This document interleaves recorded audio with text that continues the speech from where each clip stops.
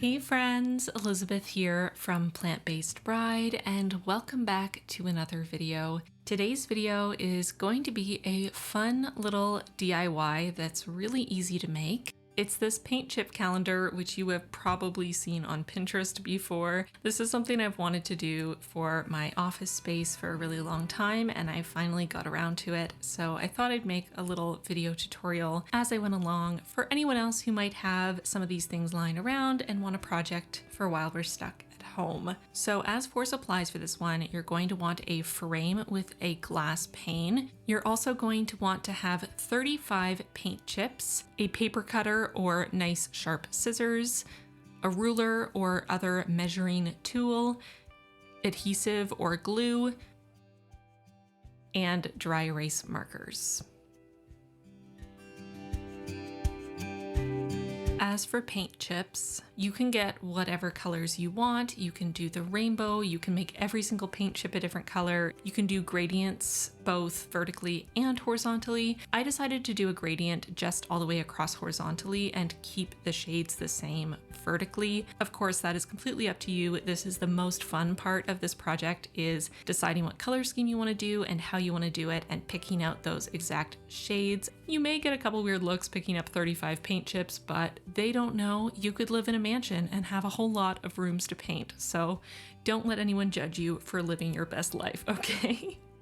So starting with the frame, I'm taking out the backing, example photo, and the mat that came with this frame. I've seen people do this project with floating glass frames where you sort of sandwich them between two panes of glass, and that looks really beautiful. I didn't manage to find a floating glass frame that I thought was a reasonable price, so I went with this one and decided to just use this craft colored backing. I thought it actually looked quite nice with the color scheme I was going for. I've also seen people who actually use the example photo and just flip it backwards so you have a nice white blank canvas, and that is also an awesome idea. The next thing I wanted to do was figure out what order I actually wanted to put my paint chips in. So this first order I put them down was the gradient I had in mind when I picked out my paint chips, but I actually decided I didn't like this gradient. And before I cut anything out, before I did anything else, I wanted to decide on the order. So I spent some time rearranging the chips, taking a step back and looking at it to find a gradient that I liked. And this is the one I ended up with. I'm actually really happy with this. I like that it goes from light to dark and then starts to get lighter again. I feel like the tones really seamlessly move from one to the next. And I'm glad I took the time to experiment because, as I said, this was not my original idea for the gradient, but I love it so much more.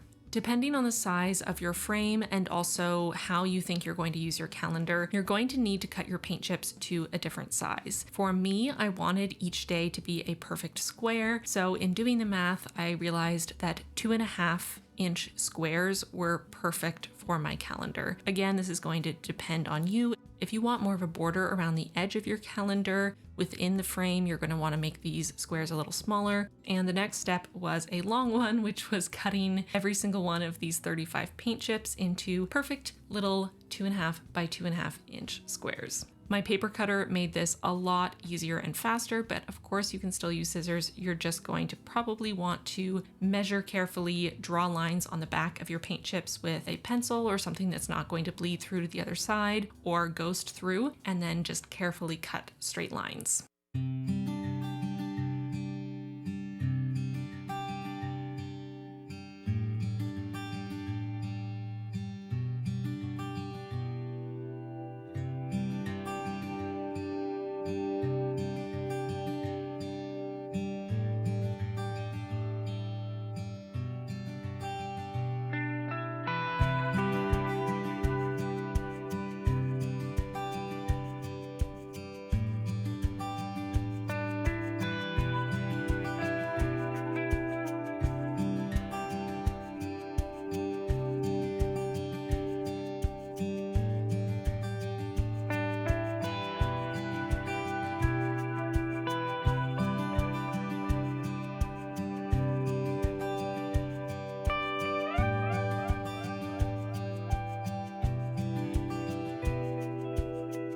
Now that I have all of my 35 squares, it's time to lay them out on this backing. So I'm placing them down and generally trying to get a feel for how they will be spaced. Now, depending on how much of a perfectionist you are, you may want to be really rigid about measuring everything, marking everything to make sure that it's perfectly spaced, perfectly centered. Personally, I wanted it to look relatively symmetrical, relatively even, but I wasn't worried about it being absolutely 100% perfect, especially because the room I'm putting this up in is not a perfectly straight room.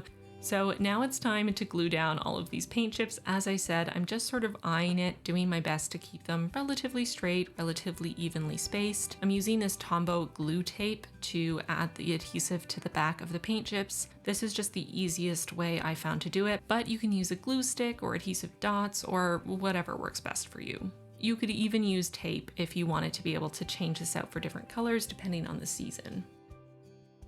Because I was using the backing, there were actually these little grommets where the pieces on the back are attached, which slide in to keep the backing secure within the frame. And originally I was just going to leave them, but I found them a bit distracting. So what I ended up doing was grabbing a bag I had lying around my house that was made of this similar craft material, punching holes out of the bag using my hole punch, and then gluing those little circles down on top of the little grommet holes to cover them.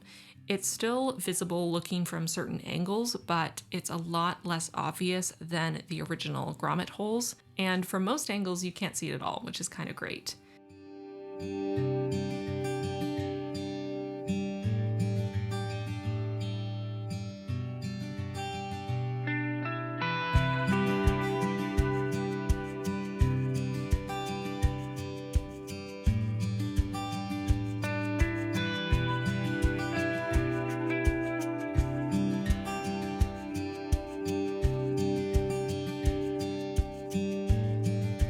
Once I had all my paint chips glued down, it was time to pop this backing back into the frame and flip it around. And this is what it looks like. I am really, really happy with this color scheme. It is so warm and cozy feeling and totally fits the vibe of my room. Next up, it was time to add the days of the week and the monthly header at the top, as well as the days of the month. So I'm just using a black Expo dry erase marker. This has a fine tip. And once I have that done, it's time to put this up on the wall.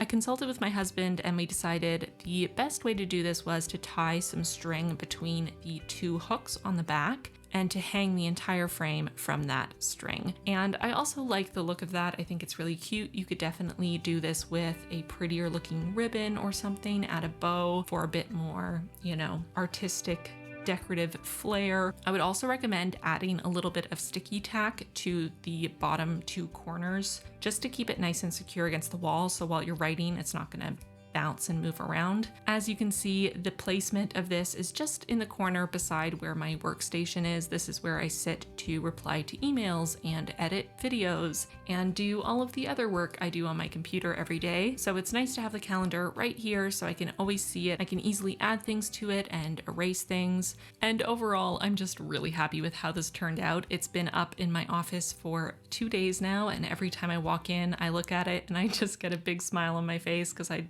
love how it turned out. Anyway, I hope you all enjoyed this video. I know it's a little different for me. I don't normally do DIYs, but since I wanted to do this project anyway, I thought it would be fun for me to chronicle it for all of you, for anyone who might be looking for a project. I want to give a big shout out to my patrons for their support. My patrons are the absolute best, and I would be nothing without them. Extra special thanks to our newest patrons, Kayla and Ray. Welcome to the squad. We're so excited to have you. We also have a brand new tier that just launched on the Patreon for book lovers out there. It is a book club. I am super excited about it. We already have a little group of us going now, and we're starting to work on picking our first selection for the book club, which will be in June. So if you're a book lover, if you enjoy my book content and want to be part of the book squad, the book club, check it out. There's a link in the description box and in the card as always. And with that, I'm gonna let you go. Thank you so much for watching, and I will see you very soon in my next one. Bye, friends. If you're looking for something to watch after this video, why not check out this video or this video?